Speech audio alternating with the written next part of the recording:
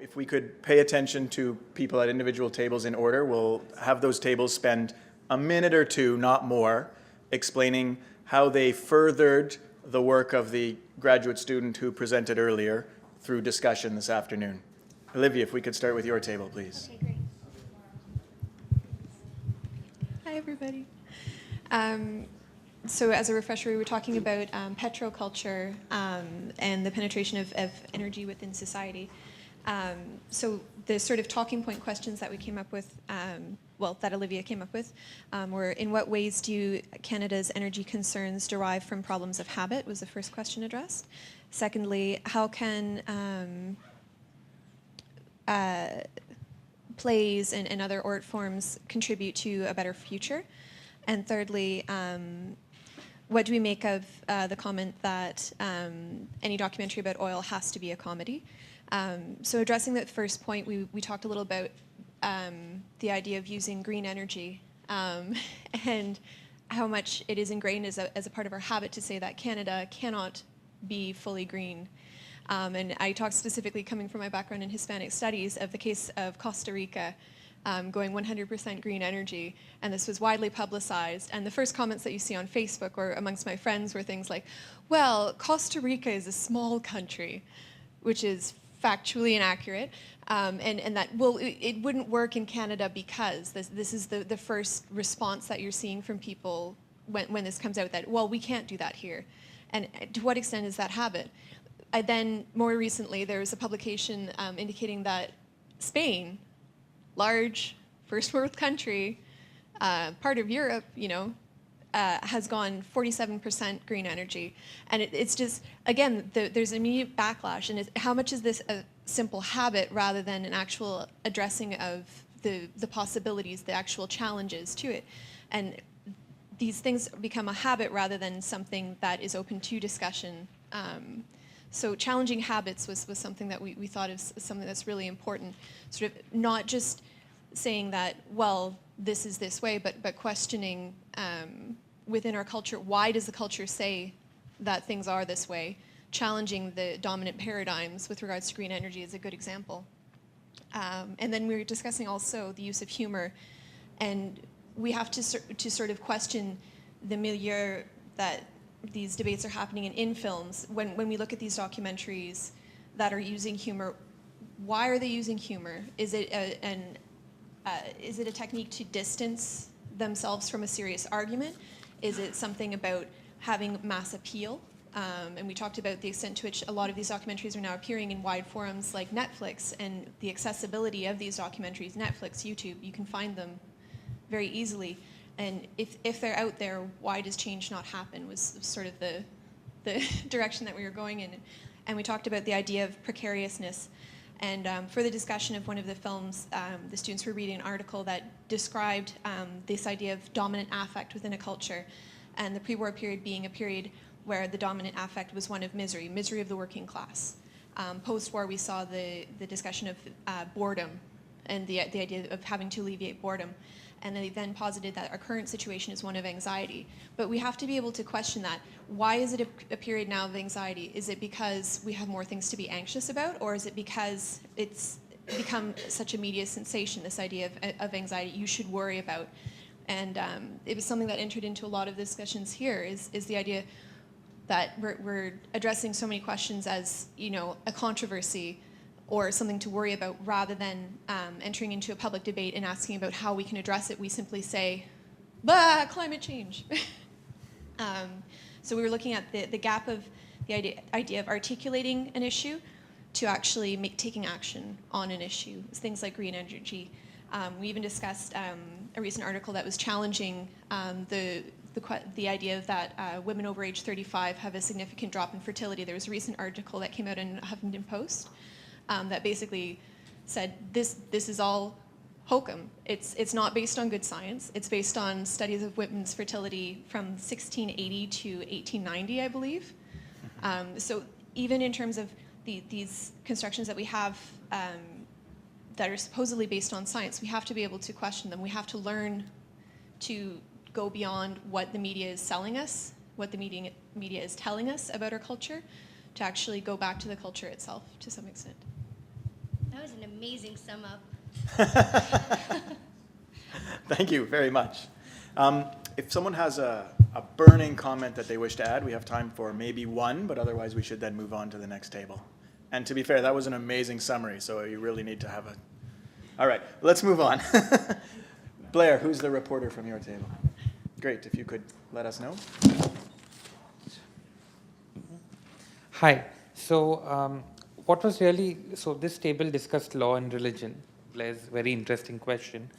And what was really interesting about this table was that Blair is Canadian, I'm Indian, and you're from Finland. And so we all had these different experiences of law and religion, our own personal experiences to bring to the table. And we eventually agreed that when you think about issues of law and religion, cultural factors have to be taken into account, and you cannot look at them in isolation.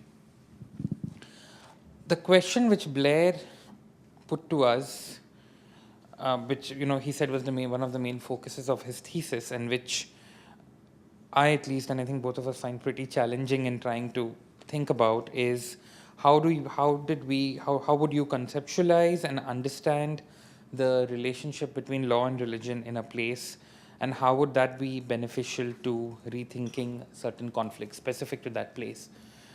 We did try to compare issues in India with issues in Canada and in Finland, looking at Canada and Finland as similar as countries with a similar cultural religious ethos, and India as being completely different. And we did find some common points of comparison where Canada and Finland, for example, could gain from the Indian experience and vice versa. But to just sum up, and this is very brief, your question is really challenging, and it really requires a lot of thought, especially in the cultural context, and would also have to take into account people's behavioral psychology and conflicting psychologies of different communities of people, and sort of trying to place those psychologies within a common framework. In relation to your example of the case would be maybe Canada's charter. Yeah. So. Fantastic, thank you. Again, the same, if there's someone who has a comment they would like to add to this, otherwise we'll move on.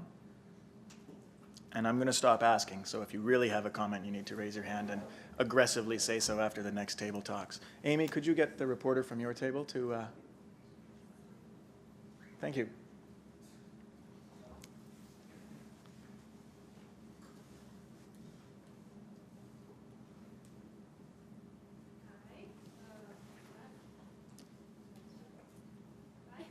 Hello? Okay. So our main answer, I guess, to the question, what knowledge will Canada need to thrive in an interconnected, evolving global landscape, is Indigenous knowledge. And so we had a really great question. We were only able to get to one.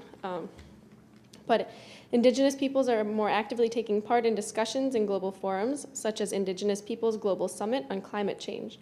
Their knowledges and experiences have been informing international policies on various environmental and social issues. What should be the role of Indigenous peoples in Canada? And how can we give more voice to Indigenous peoples in policy development and discussion? How can Canadian policies and government work together with Indigenous peoples so their knowledge and experience is valued and showcased in global forum? So one of the things we thought was definitely to involve Indigenous representatives in the whole decision-making process, not only as people giving advice in the beginning stages of any decision-making, but all the way through the process from collecting data and researching and advising, and then actually be involved in the final decision-making, which is a huge, important part that often they aren't included in. And then we thought making sure to include a diversity of voices within the Indigenous communities, and making sure to get representatives from different communities, and then also through the communities themselves have a range of voices, make sure that a range of voices are heard. We wouldn't want the Canadian government to be involved with selecting who would be able to be involved, but leave that up to the communities. And we also spent a lot of the time, just because we weren't that informed, and learning about some of the ways that Indigenous peoples are included in policymaking. And it seems that there's a very, very different system in different provinces as far as how much Indigenous knowledge is incorporated into the curriculum, and that's something that maybe the provinces could learn from each other to some extent. Is there anything else? All right. Thank you. Thank you very much. No. Carlos, if you could get the reporter from your table to speak to us about what you talked about MOOCs. Where'd that come from? It's on. We had a stand up. Oh, yes. Okay. We had a rather wandering discussion, so I'm not sure that we answered your questions, but I'll tell you what we talked about.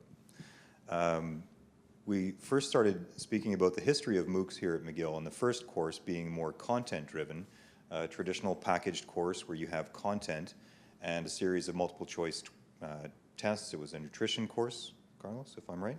Yeah. Chemistry, yes. Chemistry, thank you.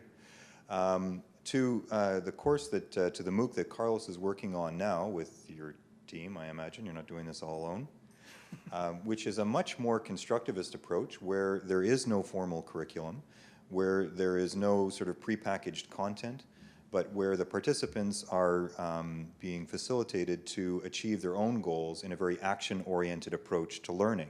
So much more constructivist or connectivist in approach to knowledge creation and knowledge sharing within those local communities, responding at first to local concerns.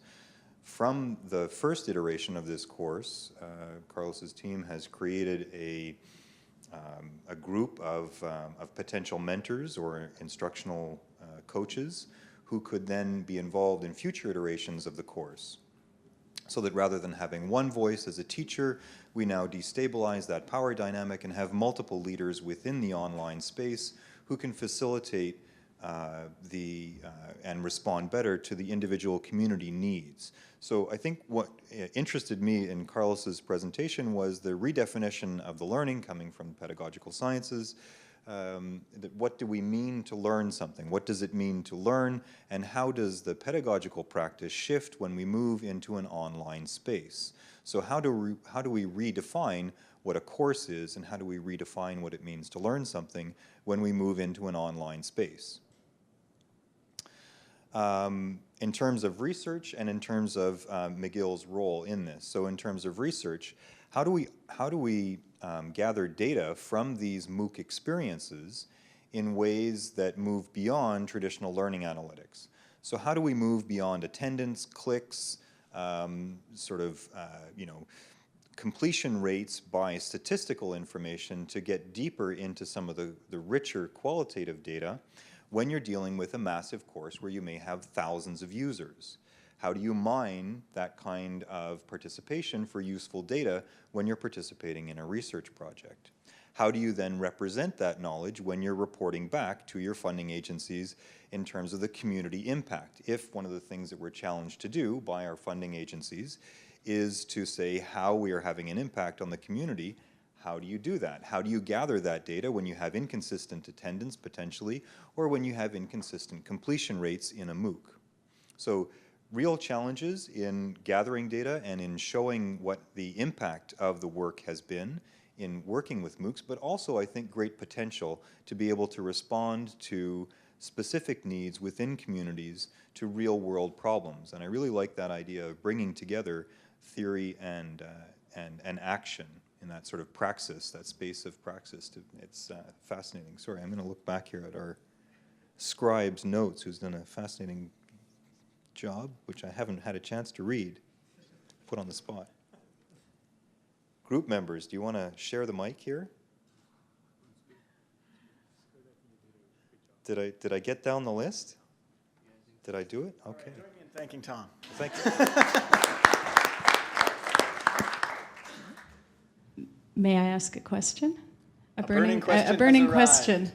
A burning question. My burning question. I think you can sit down now, Tom, but thank you.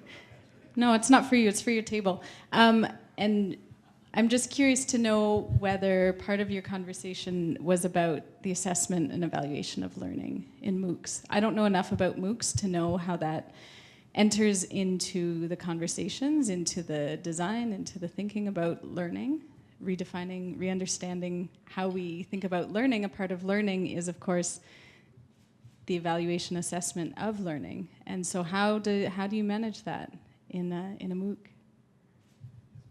In your MOOC? This is I have no idea, so I'm very curious to hear what you have to say.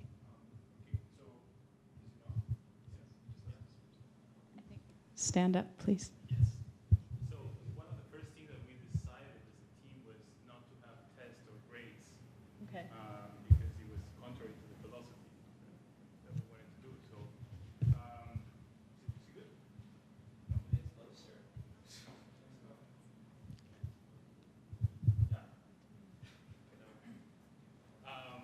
So we don't have an answer yet. We don't have an answer. We're being what we are asking groups to do is to engage in social initiatives. They be groups of people either starting social movements or social enterprises or NGOs. So we don't want to see the assessment of the learning from a content perspective. We want to see the assessment of the learning from an impact in the real world perspective. So we want to actually ask them to tell us with their 7 sessions, and the 7th session has no content. It's what we call the learning party. So, and then everyone will share what happened in their MOOC. It could be content, or it could be a connection. It could be a new people that they met. How those things that happen inside of this MOOC had an impact in the real action. Thank you. Welcome. Okay, now the scribe from Greg's table, if you could avoid stalling and let us know what you discussed. Yeah, this will be, I think, fairly brief, and we also had a fairly meandering conversation. So it started off with some introductions around the table, and then Greg asked us, what role do values or self-identity play in processing difficult texts?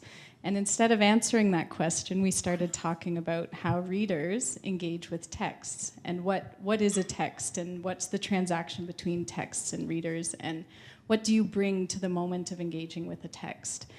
So we talked about some different theories and so on. And I believe Greg said at one point, or maybe it was our Dean Kreisworth, who said that talking about texts as static and texts that can't respond. And we had a little discussion around how that seems to be shifting now in the digital, in the age of digital literacy. People can comment on blogs, Wikipedia, people can change the content and so on. So I think that texts are perhaps less static than they used to be, and the interaction and the transaction with them are more, it's more of a, what's the word I'm looking for? Transaction, more of a transaction perhaps. What else did we talk about? We talked about how people come to believe certain things because of the ideological dispositions that they're exposed to. So there was the example of someone who watches Fox News every night might not necessarily associate themselves or position themselves as a right-wing person, but by nature of being exposed to these ideologies, you sort of come to believe things in a certain way, and that affects your lenses on how you're reading the world or reading difficult, controversial issues and topics. Do you want to add anything? Well, the one other maybe final point is that we discovered that as both people from the Faculty of Education, but 2 different departments, that we could maybe, there are some spaces where we could connect with each other a little bit more, because the work that Greg's doing is fascinating and wonderful, and I think that we should be pulling him into more of our teacher education, pre-service teacher programs, and that would be a really nice way to work from the bottom up and working with teachers. So that was, yeah. Great, thank you. Go ahead, Francois. We're going to talk like that. I'm just curious about, you know, like the Google algorithm, for example, you do a search. The search, more and more there's AI, artificial intelligence are embedded in it. So the more you search, let's say, about like traveling in Egypt, the less you see Arab Spring, for example. And so you get exposed to the more content you want to see. search tend to please you. So how this get into the equation on literacy?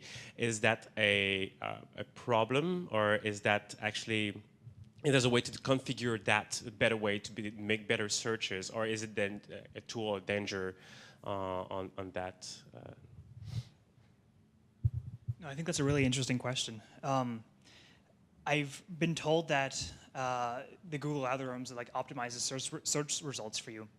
It's good for things that you want to consume, like entertainment and other like items you can purchase, but not really great for learning. When you want to because learning is a different beast altogether. You want to find different views, you want to find different aspects of this issue that may not be reinforcing the things you've searched for in the past. You want to see something new, you want to see something you haven't seen before.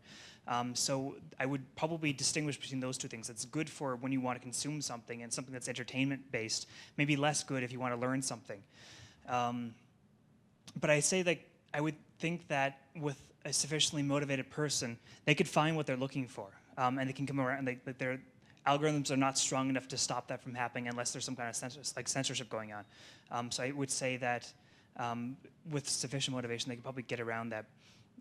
It kind of boils down to the question that these search results are optimized for things that supposedly are relevant, but I guess the question is, what is relevant then? When you have someone who has like a bias, is something that's relevant reinforcing that bias? Is that what we consider relevant, or is it something that's disconformity evidence, like people don't usually search for? Maybe that's more relevant for them to have. Thank you. All right, I think let's have the reporter from Vanessa's table go next.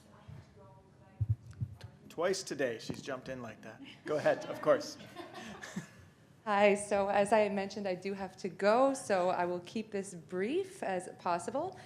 So we did have quite a broad discussion, but I feel we've only scratched the surface of 3D printing technology. So we started with the question, how will your research lead towards the future for Canada? And we began our discussion looking at the economic impact of 3D printing. One of the big things that Francois foresees is an equalization between big urban centers and more remote areas. Also, there's the ability to try new things in response to a problem, in response to a crisis or an emergency, as he discussed during his presentation. In areas where employment is a problem, there's huge potential via this technology, and it adds potential to increase local economies. Then we discussed disruptive factors. So what happens to standard industries? And the example I used is that you can now use a 3D printer to create a lipstick. And if you buy lipstick, it can be pretty expensive. So ditto with sunglasses. This is an industry where actually, I didn't know this, but there's a cartel. So you don't need to pay $200 for sunglasses. 3D printing is something that could make these products way more accessible. So the pros are that you can innovate and create, and these industries will not be able possibly to maintain these inflated prices, or these cartels will not be able to sustain themselves. However, there are negatives there in terms of low quality materials, and regulation is a huge issue. So it's really impossible to regulate right now 3D printing at the grassroots level, which can be dangerous. For instance, if you wanted to make a car with a 3D printer and you don't know what you're doing, not only could you put yourself at risk, but you could be harming other people. So we really talked about where regulation can go in this industry. We talked about the potential for inventors. They will have easier access to patents and partnerships, and it's going to maybe lead to a creative society that has more tools and resources. We talked about what the future of 3D printing looks like. Are we heading towards a time soon when everyone will have a 3D printer in their homes? And the answer Francois felt is no. Although they are basically accessible, they're $1,000 and will likely become cheaper soon. The digital literacy is missing. So right now there's a gap because most people have no idea how to create a 3D model. So this is where things like Fab Lab and these other resources come in to act as a middle partner, so that you can write to them and say, this is what I want to create using 3D printing, and they will do it for you. Or you can go to the Fab Lab and they're going to show you how to create what you want. So then we asked, is the Fab Lab a new economic model? And it Could be. Certainly right now, we looked at the fact that anyone who's online right now and wants to use 3D printing has the potential to be an entrepreneur creating a business with almost zero risk because there's almost no capital investment there. So there is potential there. We looked at startup communities that enable designers to grow quickly internationally and can facilitate people who have limited resources. The takeaway was that now we're moving towards a more creative economy, and basically that everyone is born global now because of the internet and because of these new technologies. Did I miss anything? Okay, burning question? Oh, you have one. Hi, oops, I have one.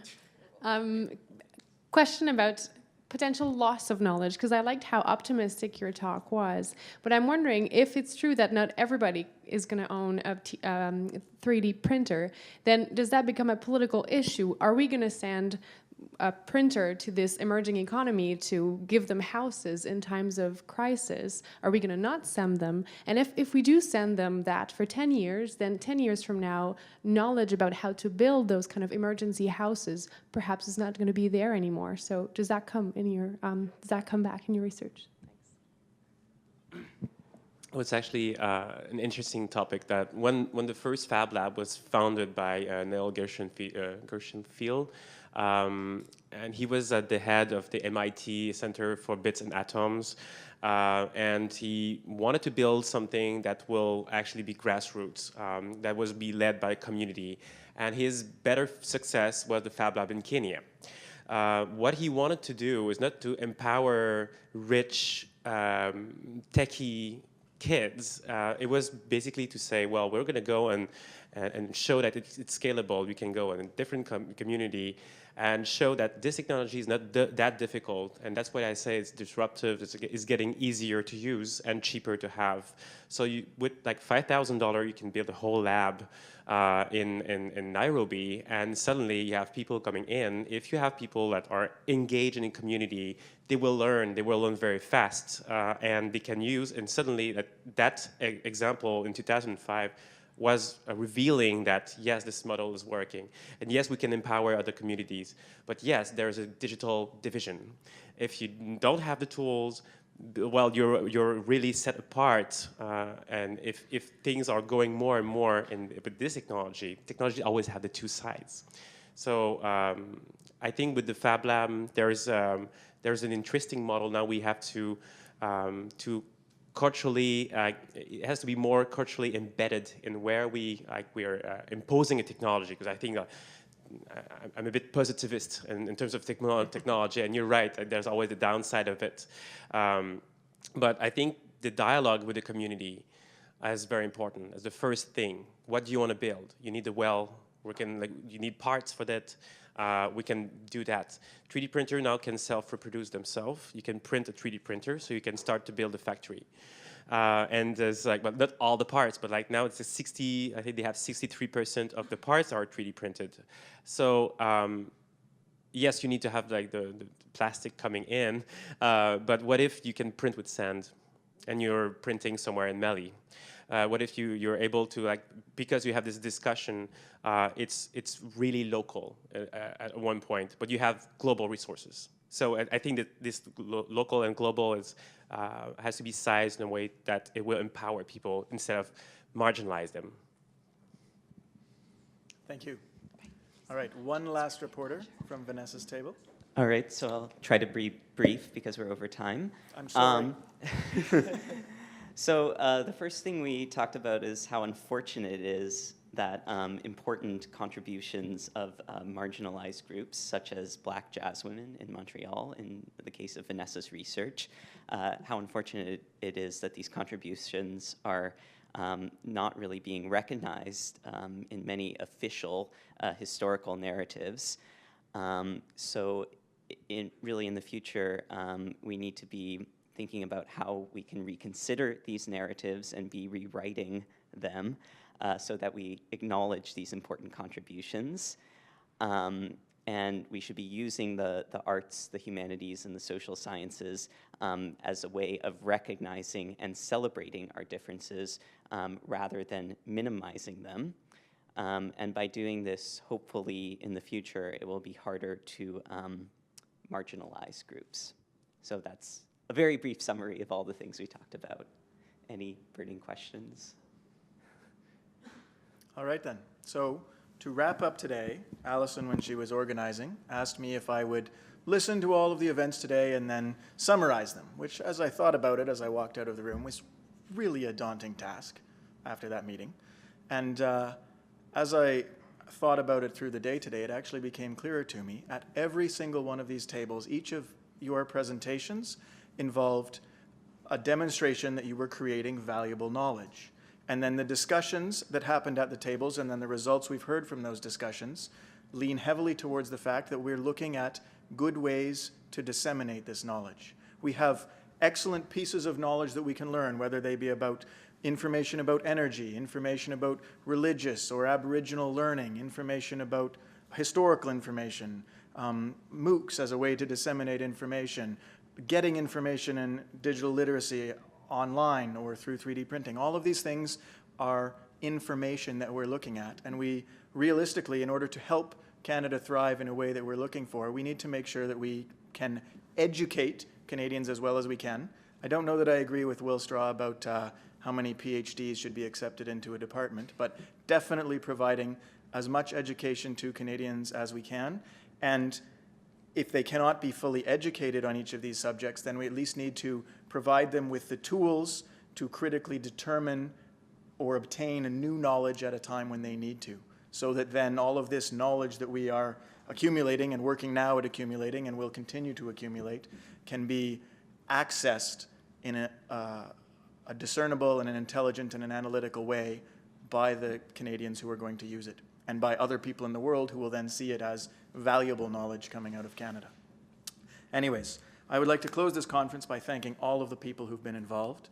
So we have David Sincox and Holly, oh, her head just came up, from Skill Sets. From Graduate and Postdoctoral Studies, of course, we had Martin Kreisworth, who opened the conference. Carolyn Eastwood, Elizabeth Faure, and Elisa Pilkinen have all helped, as well as Mona for registration. And the fantastic Alison Crump managed to put all of this together for us. Finally, I would like to thank all of the speakers for the wonderful job you did today.